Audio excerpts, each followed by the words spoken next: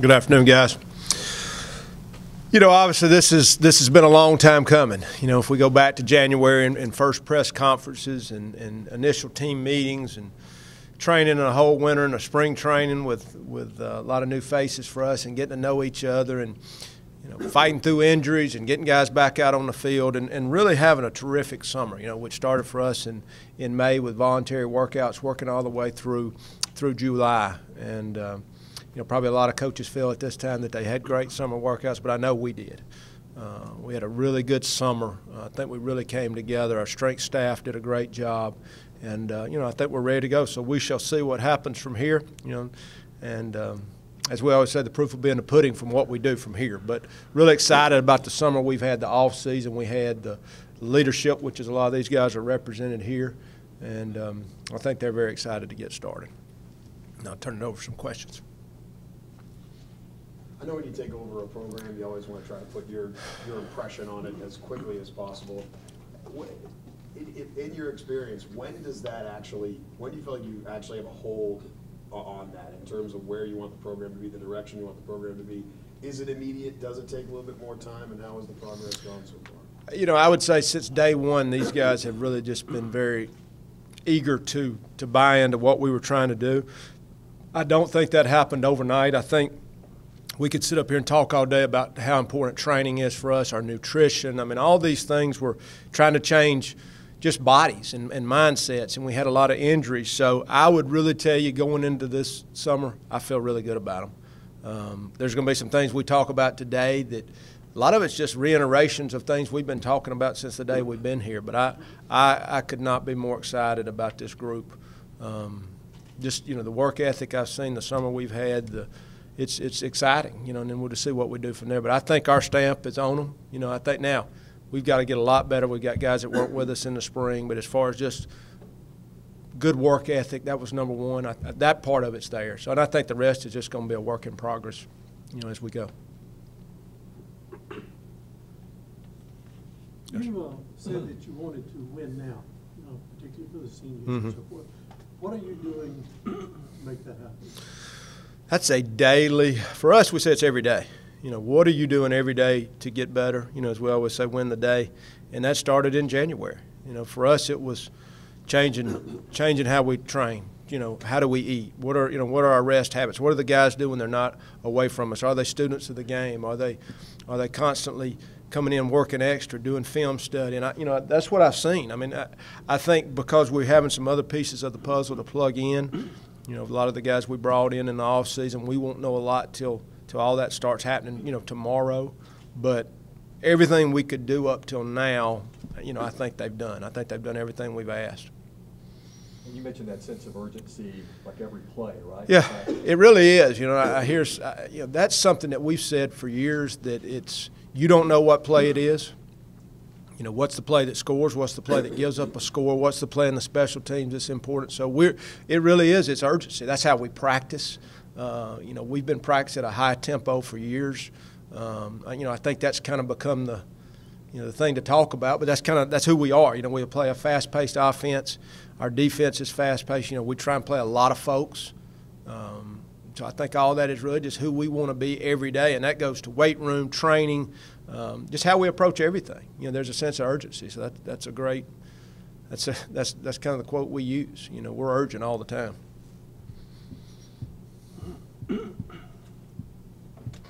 Any position battles to watch moving forward here? Yeah, I mean, I think we got a bunch. You know, I think we've come in with so many new faces. We got a lot of these guys, even that were sitting over here, didn't go through a lot of the spring training. Now, they may go out there with, we say, A1s. You know, we've been saying A1s and A2s and B1s and B2s for years. But I think we've got a ton. You know, of course, obviously we brought in a bunch of O-linemen. We brought in a bunch of secondary guys.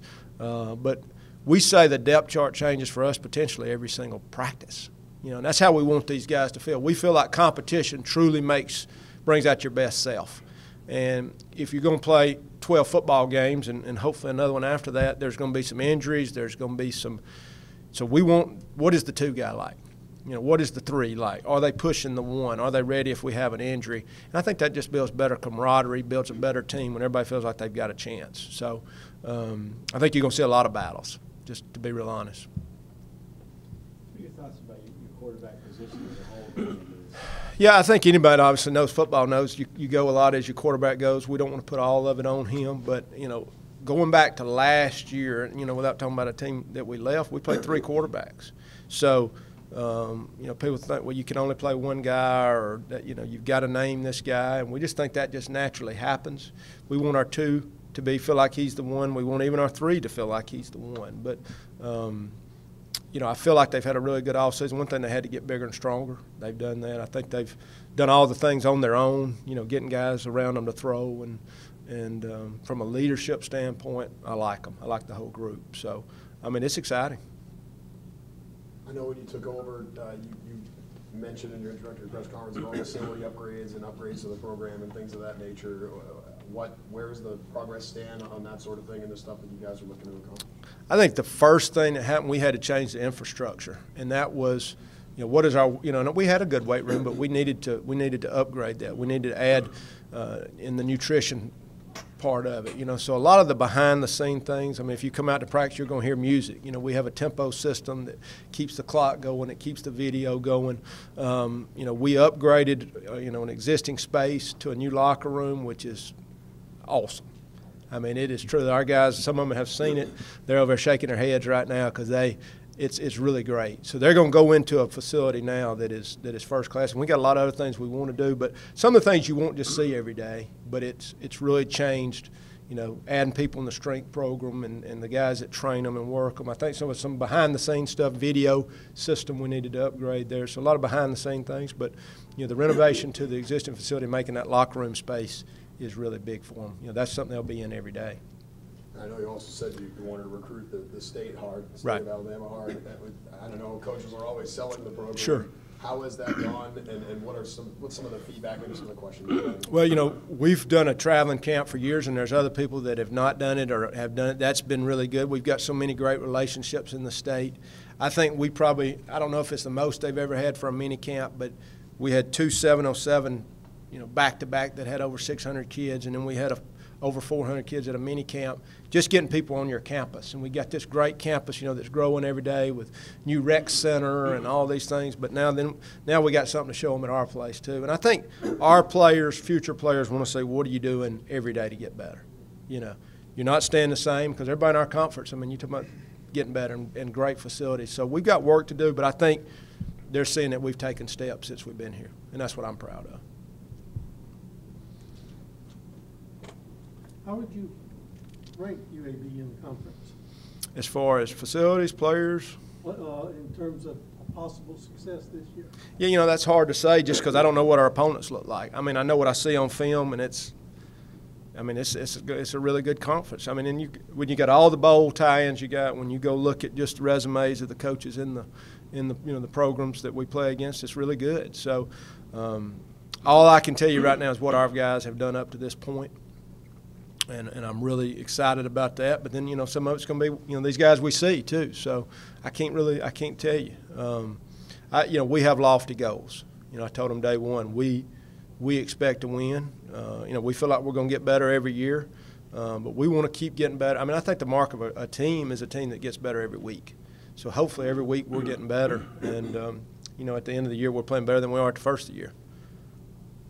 How effective of a motivator is that, the fact that you are picked so low? What does that do for the guys in terms of? If it's not a motivator, something's wrong with them. Yeah. I don't think anybody that's a competitor. Most of these guys came from winning high school programs. I would think that would bother them. So we'll see. But somebody's got to be picked there, and I think a lot of it goes on past history, and so. It doesn't really have a lot to do with this team and us, but it does in the standpoint that's what people think of you. So, and we said all the time, the only way to change that is to change it. Talk is not going to do it.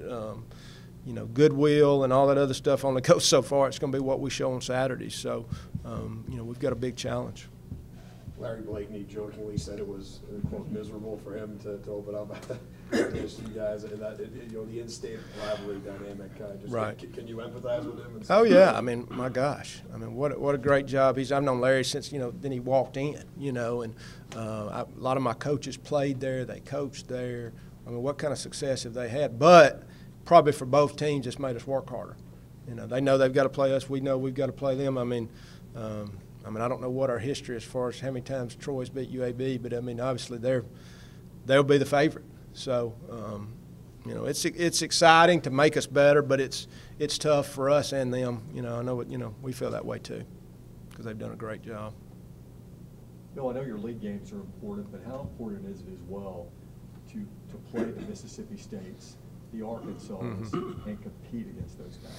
You know, I think it's that next game. I think it's the next game. It's going to be. I mean, Mississippi State. I mean, that may be they're saying it's one of the best teams they've ever had on paper. Anyway, we played them 2 years ago at South Alabama. Just at their place and the size of those guys, and of course Arkansas is probably going to do nothing but get better. But it's going to be another game. You know, Alabama A&M the next week is going to be a huge game for us. That's another in-state team, and then we start conference play. But I mean, we're going to want to play well every game. So.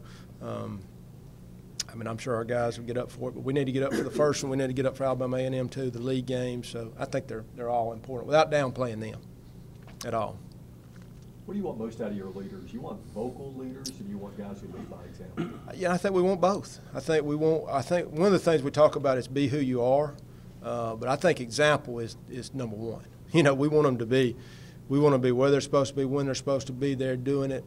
You know, to be a leader, you got to be doing it better, and you don't have to be a senior to be a leader, and there's different ways to be a leader. So, you know, there'll be some guys over there that talk to you that don't say a lot, but they lead by example. So it starts with example. It starts with doing it right, and we need a team of those guys. We need a team of those guys that are doing all the little things and all the minute details. But I do think you need both. I really do.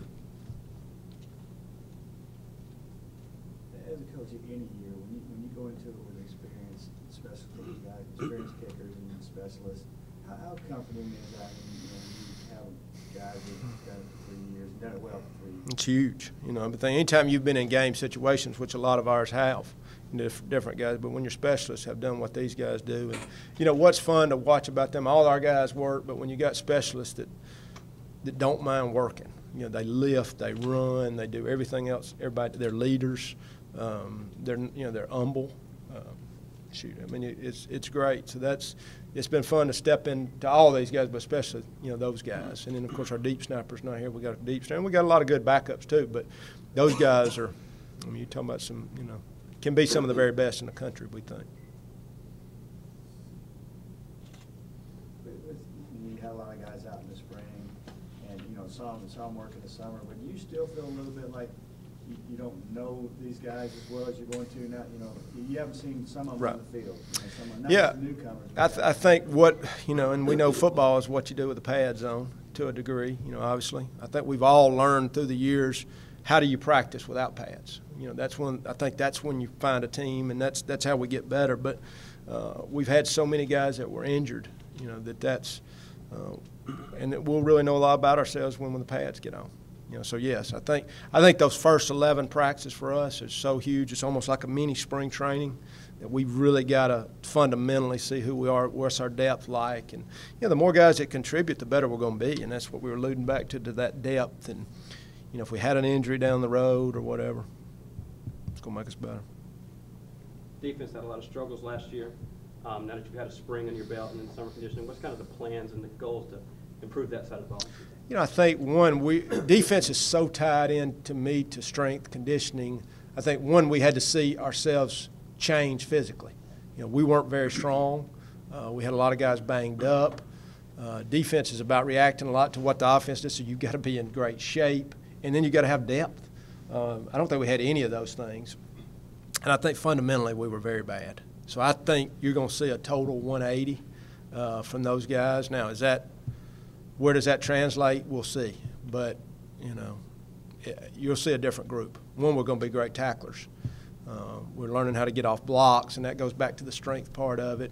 The more people we can play in today's offenses with 75, 80, 85 snaps, the better we're going to be. So that's going to be a mark of how good we are, what the defense does. When you go out and talk to the fan base, what's the number one thing you hear from them? I think excitement.